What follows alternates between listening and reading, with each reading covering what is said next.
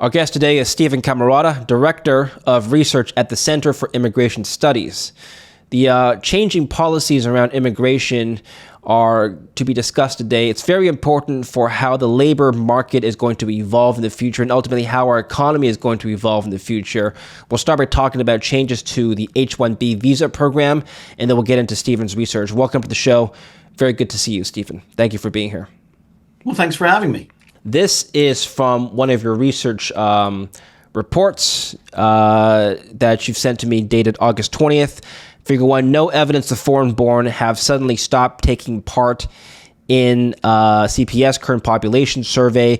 We'll talk about why this decline has been happening for quite some time, even before Trump came into office, and the implications of Trump's policies on this chart.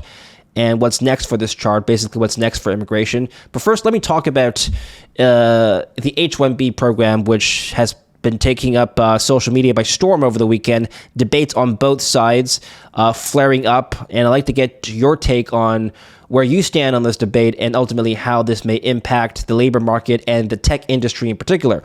So let me just start by playing for you a brief clip of what was discussed at the Oval Office last week. Take a listen. The United States. We need workers. We need workers. We need great workers. And this pretty much ensures that that's what's going to happen. I think, Sean, do you agree with that? Well, they're $100,000 per year. So the whole idea is no more will these big tech companies or other big companies train foreign workers. Okay, I'll stop here and I'll play the rest of that in just a minute. Let's just clarify what exactly it is, though, because Lutnick, Howard Lutnick, who we saw just now, Secretary of Commerce, said $100,000 per year. But according to the U.S. Citizenship and Immigration Services website, it's a one-time payment.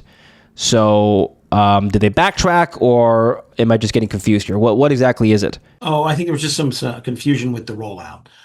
As I understand it, as of this moment, subject to change, that it's a one-time fee of $100,000, and that you have to pay it to be able to use the visa. Presumably, the employer is the one paying it.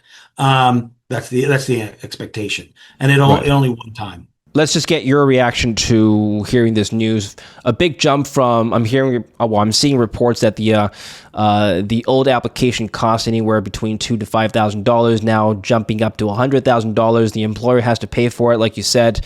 What is your reaction? And then I'll get you to react to both sides of the debate. Yeah. So the H-1B program has always been very popular with employers. It's always been oversubscribed, or almost every year they run out of slots. And it's supposed to bring people with specialty skills. A large fraction are in computer and computer-related fields and engineering, but they're across the board. We get some people come in who are physical therapists. So you don't want to think of it as exclusively in one sector, but it's heavily concentrated in that one sector. There are provisions that are supposed to protect workers, particularly so they don't pay these individuals less, they don't undercut people. There are a lot of complaints around it. We have had some pretty high profile cases like Disney actually bringing in H-1B workers at lower pay than the American workers they're replacing, forcing the Americans to train their replacements, laying off the Americans, and then using the H-1B workers. So those incidents, it's always hard to tell how common that is, but it's technically, if you do it right and you cross all your T's and dot all your I's, you can do that. You can use it. It's not supposed to be used that way, but you can use it. So that was one of the controversies, that this is just a way of increasing the supply of workers in the technology fields, primarily keeping down wages. And there's other things that make employers like this program. It isn't just that they can sometimes pay less. Well, that's a whole debate. One of the main thing is the employee is tied to the employer. Technically. So he can change jobs, but it's not easy. And this gives the employer a lot of power over the worker, which, as you might guess, employers tend to like, but advocates for workers say is highly problematic. Okay, I'll play for you a few clips from both sides of the debate. Howard Lutnick first, who's obviously for this.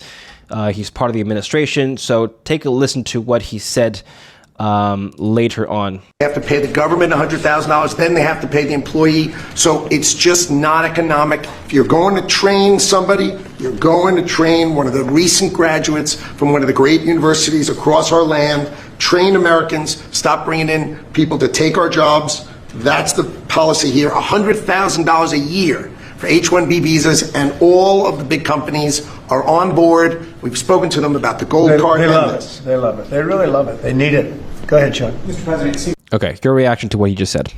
Right. So I think he's touched on, and it's not that systematic, but he's touched on one of the big complaints is that why do we need this program? If you're bringing in the very best and brightest, well, all right, we'll charge you a fee of $100,000, and then obviously if the worker's really worth it. By the way, remind your listeners, the program allows you to work in the United States for 3 years, and then it can be renewed again for 6 years. But a huge fraction of the people who use this program are actually looking to stay permanently. So they're using their 3 or 6 years to see if they can get an employer to sponsor them. Maybe they'll win the visa lottery, which is this program where we randomly select people if your country hasn't sent a lot of people. Maybe you'll fall in love and marry an American. There are various ways you could try to stay in the United States, and that's part of what people do when they get an H-1B visa. Very large fraction. Many just go home and that's that, but many don't. And so the idea here is, look, if this really is the best and the brightest, if you really can't find anyone, charging you $100,000 is reasonable. That's to make sure that it's not just being used to hire people from, a mid-level Indian or Chinese university.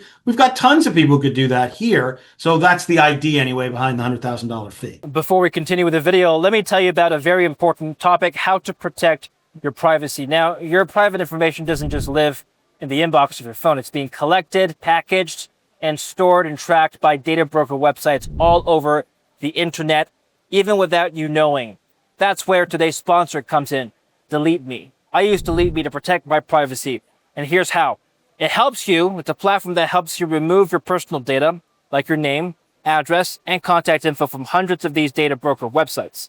When you sign up, you'll get a detailed privacy report showing where your data was found and what's already been removed.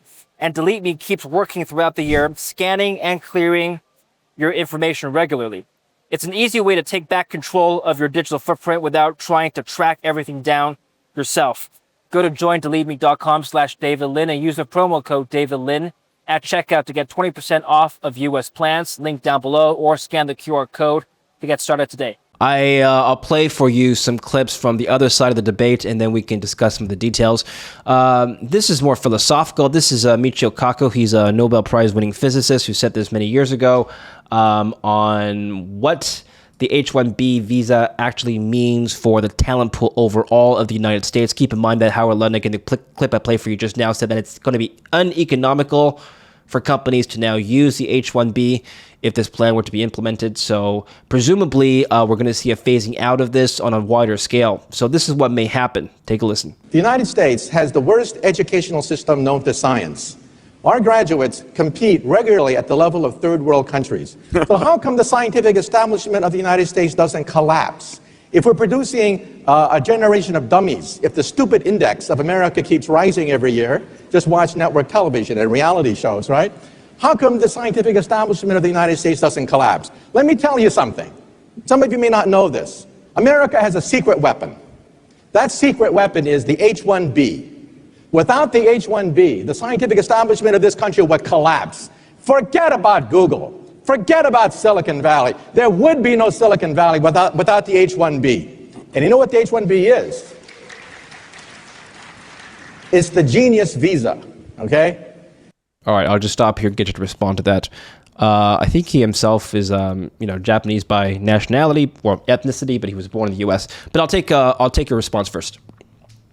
Yeah, he doesn't know much about the program. I think he's confusing it. We have lots of other things, but we give over 100,000 visas out for employers, mostly skilled people, and that brings in a lot of skilled people. The H-1B visa is referred to as a non-immigrant visa, which means that it doesn't give you a green card, permanent residency, and then citizenship. In addition, lots of people come on family-based visas who end up working in science. H-1B visas are significant. There's several 100,000 people with that visa, but relative to the overall size of the labor market, or or even the scientific, we'll call them STEM workers, science, technology, engineering, math. H-1B is not a huge share. That's not really what drives it. The other thing I think he doesn't quite understand is the average salary of an H-1B visa holder isn't that different than the average salary of an American in that field. Now, there's lots of complicated wrinkles to that, but we don't find evidence that these are particularly highly productive, but the evidence that they work for less is not that strong. In some places, definitely happened. But the other problem, I think, is this whole idea that America's science education system stinks. Remember, STEM workers are only a few percentage points of the total labor force. If you look at Americans born here who are university grads in STEM fields, we have all kinds of surveys on this. They score just fine. They score as high or higher than their foreign counterparts. Yes, it's true that on average, American students score lower than students in many other countries on science and math, and that is a real problem. But it doesn't really affect the supply in the way that he seems to imagine of STEM workers overall, because it's only a small percentage of the total labor force. And we seem to be producing a lot of people in that field who are U.S. born or at least permanent residents, not people who grew up here. They came as kids and their parents have green cards. They become citizens. So they're foreign born and they go to American universities too. But overall, we seem to produce very high quality STEM workers. And his discussion of that doesn't really appreciate that it's only a small percentage. So it doesn't really, the overall average in math and science isn't affected that much by our ability to produce high quality STEM people here. So there isn't actually a convoluted discussion. Yeah. So you're saying, proportionally speaking, there isn't actually a very high number of foreign-born students studying at top American schools who then end up graduating in the STEM field to work at tech companies. There is, but most of them are not H-1B, right? If you're a foreign student in the United States and then go work at a tech company, you might have tried to then secure an H-1B visa. I see. But very often you found an employer to sponsor, you married an American. It's not the H-1B program. In addition to that, though, when we look at native-born Americans, who still make up about 77% of all STEM workers in the United States, they score just fine on all the standardized tests. So our U.S. graduate chemists or physicists, mathematicians, and so forth, we don't find that they're not able to graduate and do the work. Same with engineers. Usually what happens, by the way, is people move out of the STEM field because there's so much things that are so much more lucrative. So only about 23% of even foreign trained engineers who come to America work as engineers. They go out and work sometimes as supervisors. They work in financial services because they have quantitative skills.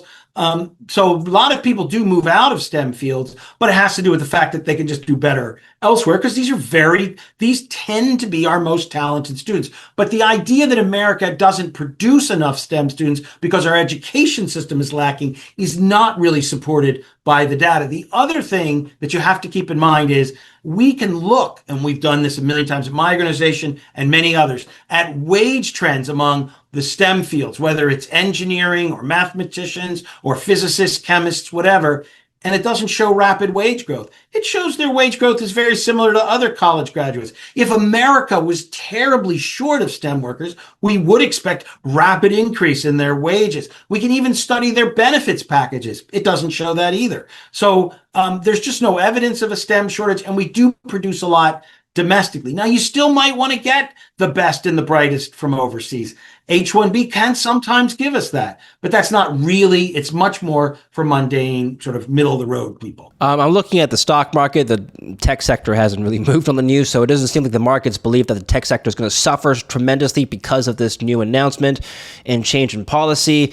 The claim that tech companies are on board, which is what Trump said, I'm not sure. This is a tweet that Elon made in December 2024, not exactly in response to this, but in response to something else. The reason I'm in America, along with so many critical people who built SpaceX, Tesla, and hundreds of other companies that made America strong, is because of H-1B. My question is, what will tech companies do now that the fee has gone up to $100K per applicant? This CNBC article claims that competing regions like the Middle East, Asia, and in places in Europe now stand to gain from a talent drain if this were to go on. Can you comment on that? Well, we certainly always hear that, right? Well, they'll just go elsewhere. And there could be some truth to that. America remains extremely attractive because it's a very open society. It taxes higher income people at relatively lower rates than other places. And it's one of the few places where you can come in on a temporary visa, but eventually get a green card, which many people like to do. Not everyone by any means. So it will remain attractive for immigrants. But yeah, I think it's going to make the program less attractive for employers. It probably means that only the employers who really want to pay very high wages get very productive people from overseas. But it probably does mean that if you have to have this 100,000 upfront cost, that there will be fewer people coming in under the program, and some of them may choose to go elsewhere, especially, well, China has a lot of job opportunities, but India, maybe there'll be some of them who choose to go elsewhere. That's a possibility, but I think that's by design. The idea is, take the original point that the speaker that you showed, and I won't pronounce his name because I don't want to get it wrong, but the Japanese American. Yes. He was arguing, look, we have this weakness in our public education system. But one response is, yeah, and part of the reason we don't fix it is we just keep bringing in foreign workers. If American industry had to rely on what's here, they'd be pressuring high schools and junior highs and American universities and graduate programs to educate better and to bring more people in, bring more people along in STEM fields. And if you want to correct the problem, the last thing in the world you want to do is keep wages lower, keep bringing in foreign workers. So one argument would be let fewer people in, let wages rise, create the incentive to reform our education system if we think that's the problem, if we think there's a pipeline problem. If you never want the pipeline problem addressed, the argument goes, we'll just keep bringing in the foreign workers. The overall attempt to curb foreign workers from coming in, this is just part of that larger attempt. Is this going to cause wage inflation, especially among tech companies, Steve? Yeah, I mean, that is one question. Obviously, in a labor force of 165 million people, when you're talking about a few 100,000, and if you take STEM work overall, you're still talking about, depending on how you count STEM, at least 5 million. It's not clear that it's going to have a huge impact on wages there, but it could have some. I think, though, that many people have said wages in those fields have not grown very fast, so that would be good, right? Profits have been high, the CEOs make a lot more money, but the actual people who do a lot of tech work, their wages are kind of stagnant. Now, in terms of the larger question of lowering the level of immigration, the big impact that we may be seeing is that it looks like there's a big decline right now in workers more at the bottom end of the labor market, because it looks like many of the people who are not showing up in the data anymore and presumably are leaving are illegal immigrants. And we think that about 3/4, very, very roughly, of illegal immigrants have no education beyond high school. And there it looks like that's where the big fall off. But the good news is, yeah, it could drive up wages, but even the bottom third of the US labor market accounts for such a small fraction of total economic output that even if those lower wage, poorer workers got an increase in their salaries, it couldn't spike inflation because they only count for less. Say the bottom third, they account for like 15, 18% of economic output. So even if their wages went up like 10%, it could be passed on to consumers as a low single digit increase.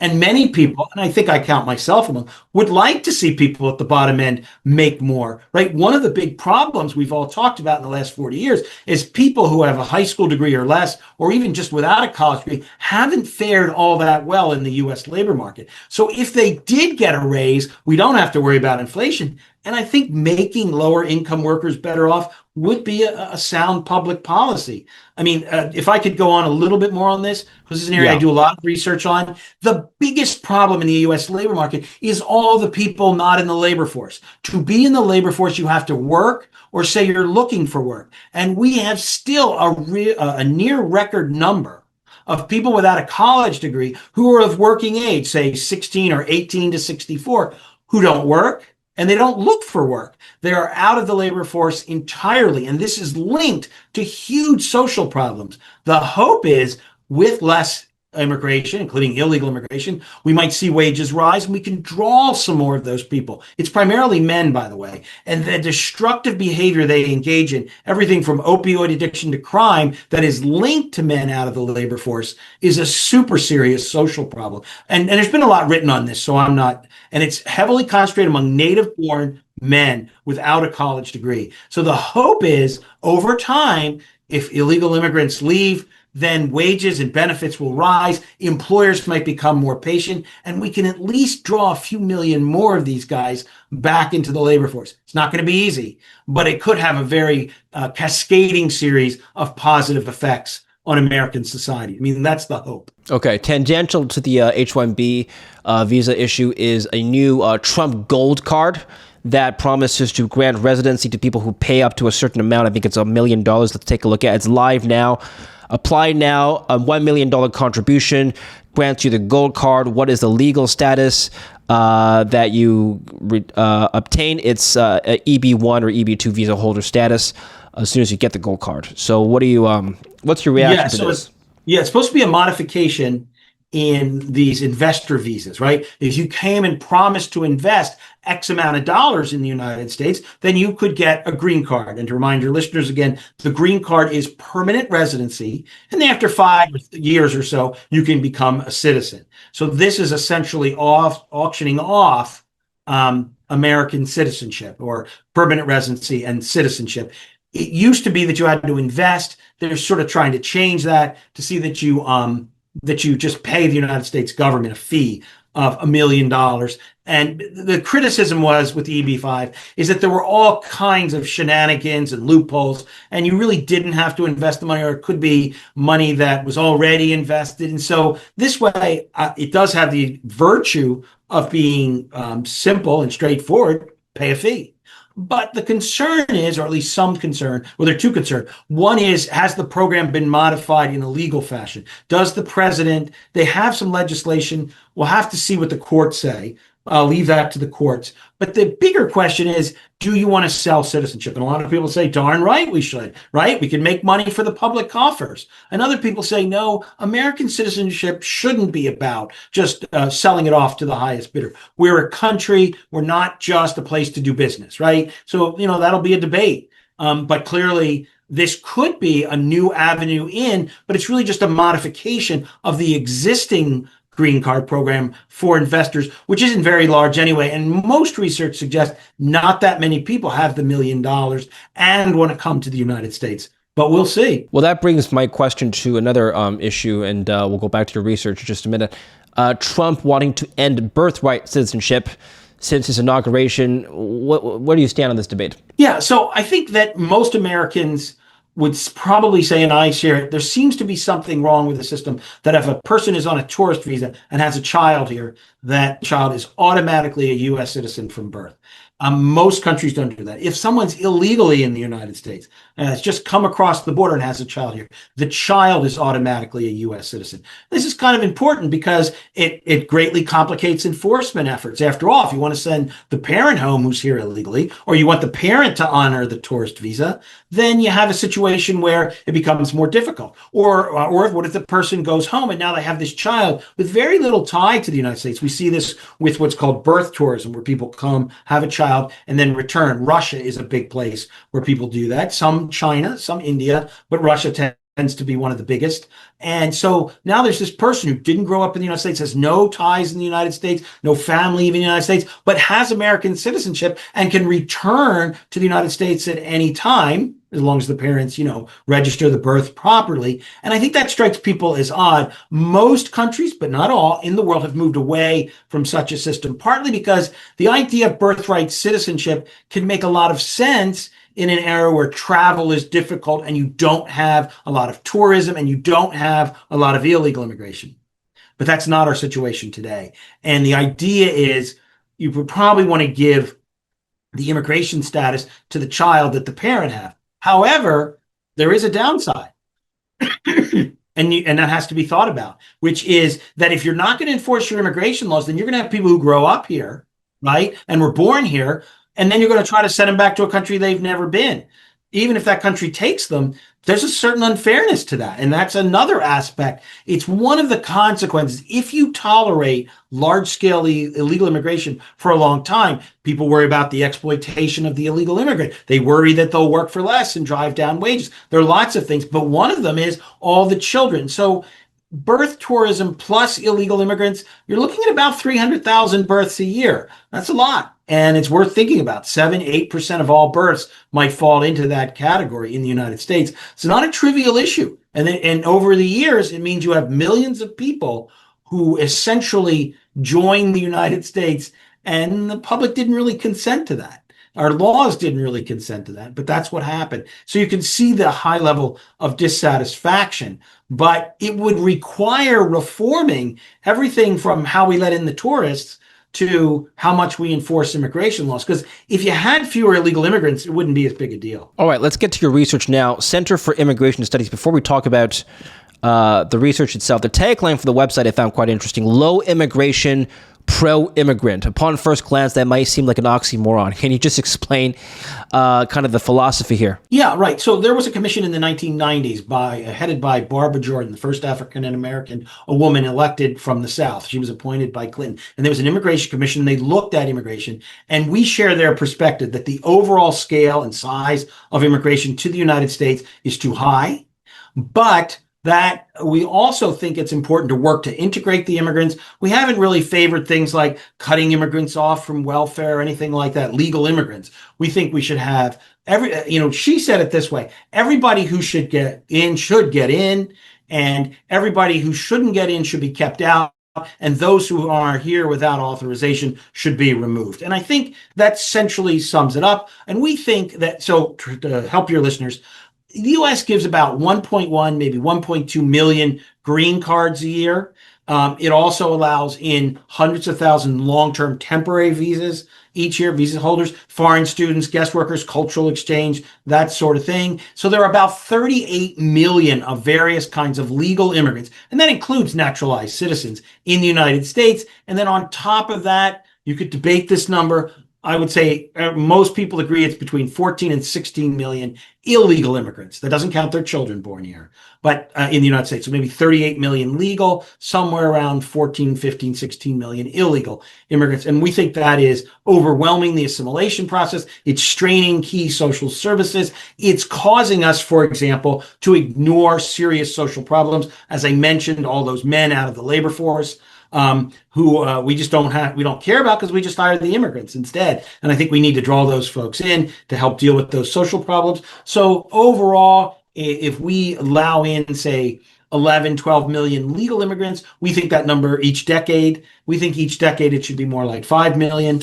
And in terms of illegal immigration, we need to do a lot more, especially going after employers who hire illegal immigrants. So we need a worksite verification, an expansion of E-Verify system that we have right now. It's voluntary. So these are basically our position. But we don't think that that we should do things like make it harder for people to become citizens. We think we should help them become citizens and facilitate their acquisition of lands. We don't think it's a great idea to try to cut immigrants off from welfare programs and things like that. So that would be our more pro-immigrant position. And we think that lower immigration would be good for all the immigrants here. It would mean less job competition. It would facilitate their assimilation. So that's essentially our take, a relatively unique take. Here in Washington, there's lots of groups arguing for more immigration, expansive immigration. There aren't many groups who think a more modest pace of immigration would make sense, but we're one of the few. Your research shows that the foreign-born population, both legal and illegal immigrants combined,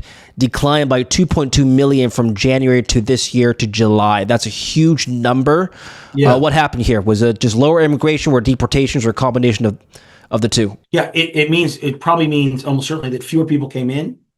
It means that deportations were higher. But the main thing it means is illegal immigrants, especially, and immigrants generally. We think about 3/4 of that decline seems to be among illegal immigrants.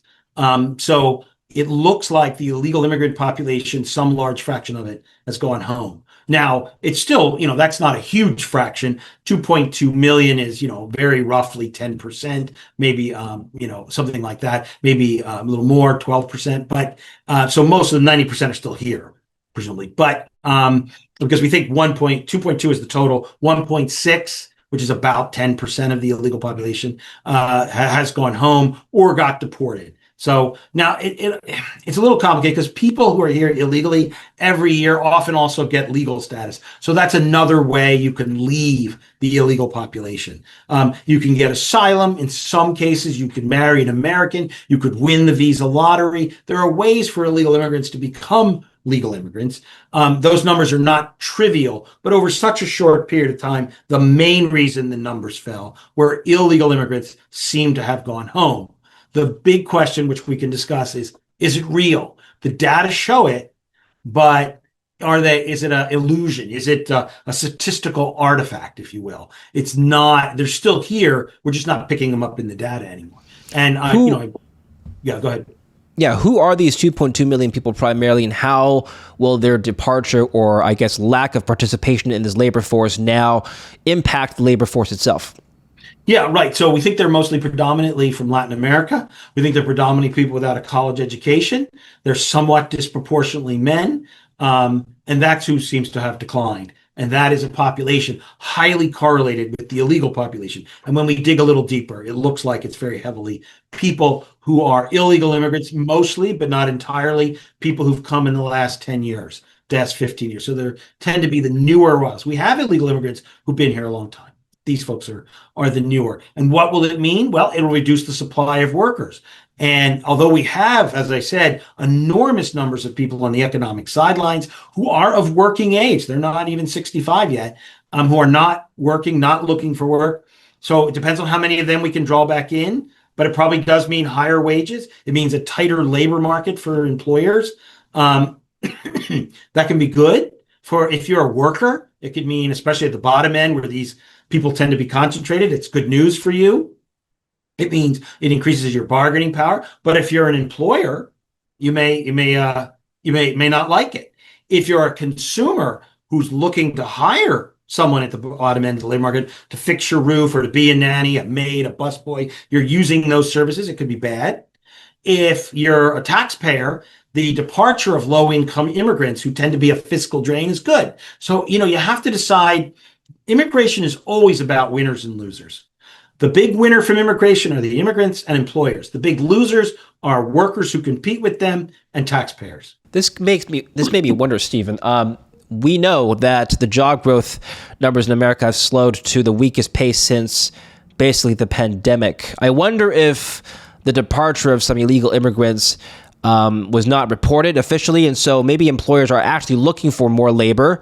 They're just not officially posting wanted posters and ads. There's a shadow kind of labor market going on. Yeah. We have two sources of data. One is the one we've been talking about, the current population survey, which surveys people in their homes and says, hey, are you working? Are you here? Are you working? And that's where we get the unemployment rate. It's all the people who say they're looking but haven't found something. The other source is what's called the establishment survey, where they go out and ask employers, hey, how many people do you have working? And that's the one that shows this big drop off in people in jobs. And the thing is, the question here is are we going to be seeing very little job growth in that survey of employers? And we probably are. Now, that survey of employers only counts people who are covered by unemployment insurance. And a lot of illegal immigrants aren't. So they're not going to show up in that data. But a lot are. Illegal, and most legal immigrants are, vast majority. But it still looks like the immigrant workforce is down, or immigrant workers is down by about 1 million. It looks like about 3/4 of that are illegal immigrants. A lot of those are paid off the books. They're not going to show up in those employer surveys. But the point is, if illegal immigrants are leaving in the way that we think they are, then we are going to see much slower job growth. Employers, because people are actually leaving jobs.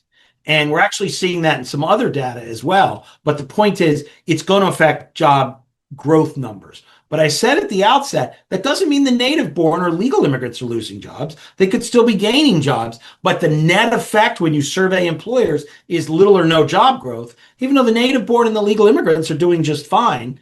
So that is something you're going to have to keep an eye out for. It's also going to affect things like GDP numbers. gross domestic product partly reflects labor. It's a key input. And if the illegal immigrants are leaving, it means a smaller GDP. They're leaving as consumers, they're leaving as workers. But it doesn't necessarily mean in any way a smaller per capita GDP, what each person has. And remember, it's really per capita, not aggregate GDP, that matters. In the same way that we say that New Zealand is a lot richer than Bangladesh because it has a higher per capita income, and Bangladesh does have a larger aggregate GDP, but that doesn't really mean it's wealthier. And so the departure of people is going to probably cause a smaller GDP, but it won't necessarily be bad news unless what you want is bigger GDP in an aggregate, not per capita sense. Does that make sense? Yeah, I'd like to respond to a research report that basically argues for the other side, saying that fewer immigrants, even illegally, I suppose, although it doesn't specifically say illegal immigrants, may adversely impact native-born workers as well in the job market. Take a listen to this report. It's from the Economic Policy Institute, dated July of this year. Nearly 6 million jobs will be lost if the Trump administration carries out with its stated goal of deporting 4 million people over 4 years. The analysis finds every state will suffer job losses. California, Florida, New York, Texas, and so on will have the highest number of job losses due to a larger immigration population. The logic here is because jobs held by U.S.-born and immigrant workers are often complementary and economically linked, the shrinking supply of immigrant labor can adversely affect employer demand for jobs held by both groups of workers. If you open up the report itself, it says deportations sharply reduce the supply of labor, which we just talked about, threatening the ability of employers to generate revenue and pay for business expenses like rent, machinery, and even the labor of any remaining workers. Immigrant labor supply will fall because immigrants tend to have high employment rates, so arresting, detaining, and removing immigrants from the country removes people from the workforce. I think the logic here, I think it's pretty self-explanatory. Remove part of the labor force, businesses start to slow, other people lose jobs. Right. So you have to wonder, there's a couple of things, right? Obviously, even in that report, it says most of the job growth, most of the job losses are absorbed by the immigrants who leaves, which is the point, right? So you can't really criticize. You may not like mass deportations, you may not like immigration enforcement, but you have to at least accept that's the goal. So illegal immigrants leave, and that means a lot of workers leave. So that's the reality. The question is, if illegal immigrants leave, can we fill any of those jobs with the U.S. born? So we have millions of U.S. born people without a college degree on the economic sidelines, about 18 million men, for example. They're of working age, but they don't work. It used to be the case. It used to be the case that, let me just even go back to 2000. If we could get the situation back to what it was in 2000 in labor force participation, that is the share who work or at least look for a job, we would add nearly 5 million men to the U.S. labor market. If we could get it back to what it was in 1960, which probably is unrealistic, it would add 9 or 10 million. But as I said at the outset, this is a social disaster that these people are on the economic sidelines. By the way, this excludes people in prison. And if we could just get some of them back in, and now if you counted women, then you could add a few million more. Their situation is somewhat more complicated and different. So the question here is what EPI, who wrote that, seems to be assuming is we can't raise wages. We can't draw more Americans back into the labor force. And I'm very skeptical of that position. And the other thing they seem to be assuming is you can never substitute capital for labor. But for example, our agricultural sector is in some ways not as capitalized as those in other countries where they don't have illegal immigrant labor. So they use more machines and more labor saving devices and techniques. So I guess I would say there's a certain assumption of inflexibility in the U.S. labor market. The U.S. labor market, I think, is very flexible. It can absorb a lot of immigrants by reducing capital investment and by lowering wages, or it could absorb fewer immigrants by making adjustments in wages and capital investment and drawing more people into the labor force. So, I mean, in some sense, we are going to experience a social experiment here and see what happens.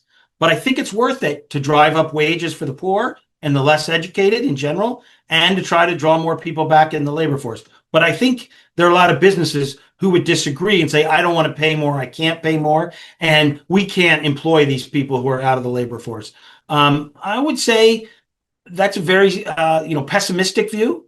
I think I'm more hopeful that we will see higher wages, we will see more people in the labor force, and we'll see more capital investment as well to increase productivity. So I mean, really, that's the core of the debate here.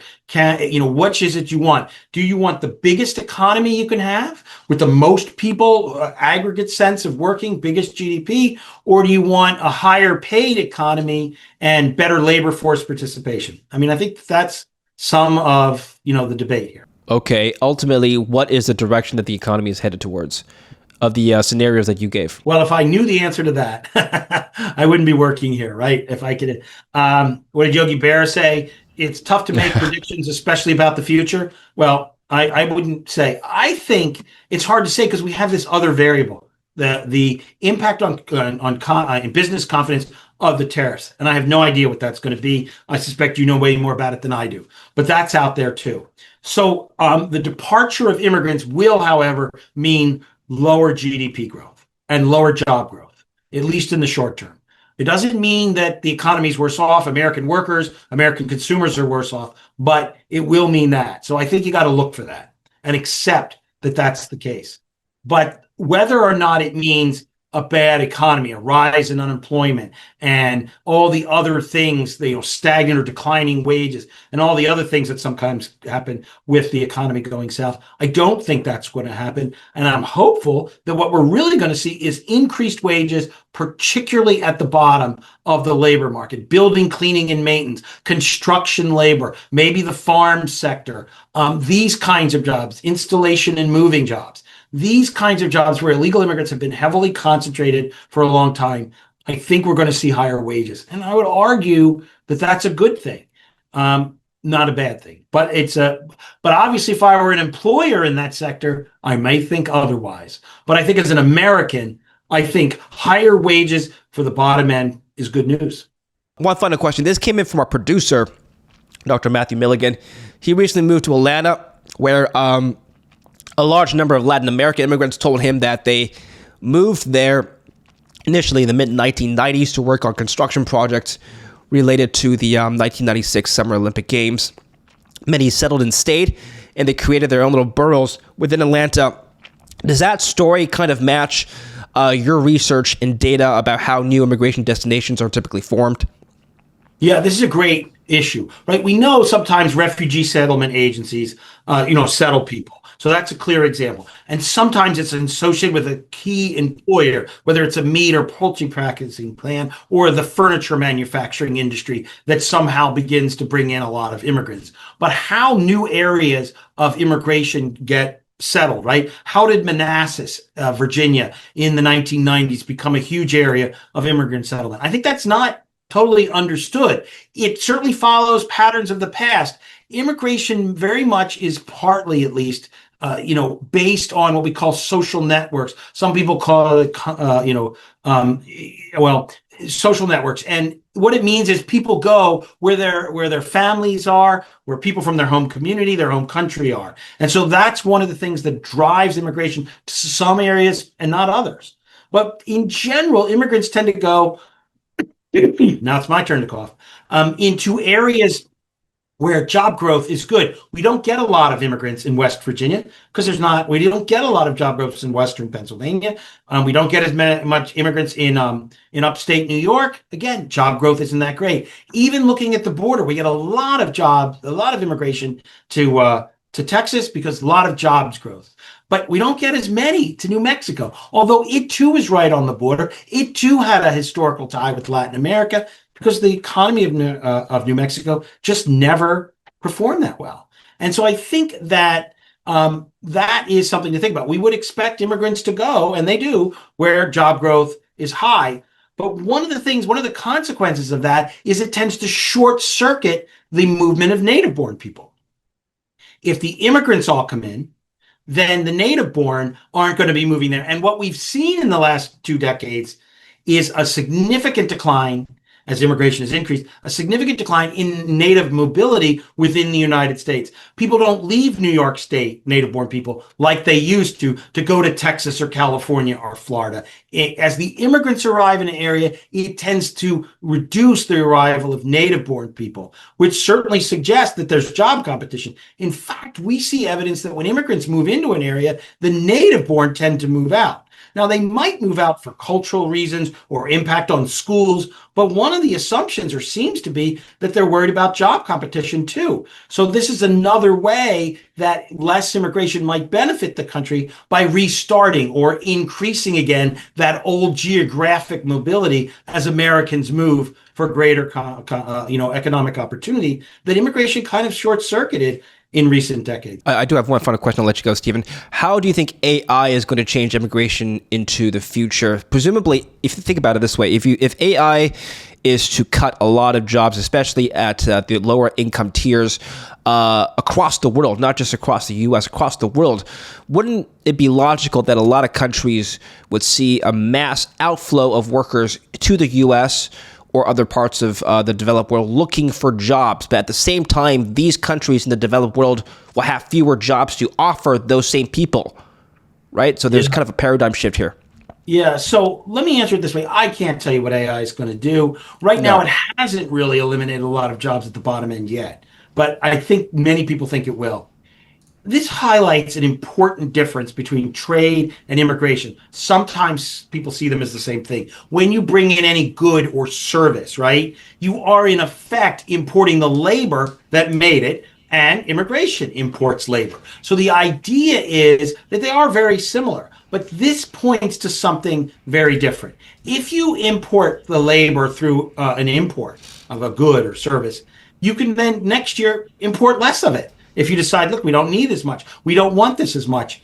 Immigration, more or less, permanently or in a much more fundamental way, changes the supply of labor. And if technology changes in the way that you're suggesting, and you find you don't need that labor, well, now you have the very painful problem of trying to say, well, not only people can't come, but we have to make some of these people go home. And people are people. And they are entitled to be treated in certain ways as human beings. Whereas just importing fewer cars next year or radios or computer chips is easy. You could just say, okay, we're not going to take them. And this does suggest that although both immigration and trade offer, increase the effective supply of labor in your country, they are fundamentally different. Inanimate objects are not people. And that's something to think about. The inanimate object doesn't reshape your culture. It doesn't create fiscal demands on your hospitals and schools. Now, also the immigrants pay taxes, so that's important.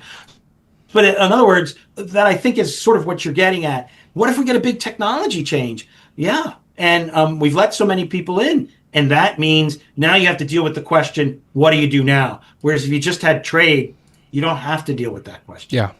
All right. Thank you very much, Stephen. Where can we learn from you and read your work? Yeah, CIS.org, like Center for Immigration Studies.org. Everything's there for free for download. All right. We'll put the link down below. Make sure to check that out. Appreciate your time, Stephen. Good talk. We'll speak again soon. Take care for now. Thanks for having me. Thank you for watching. Don't forget to like and subscribe.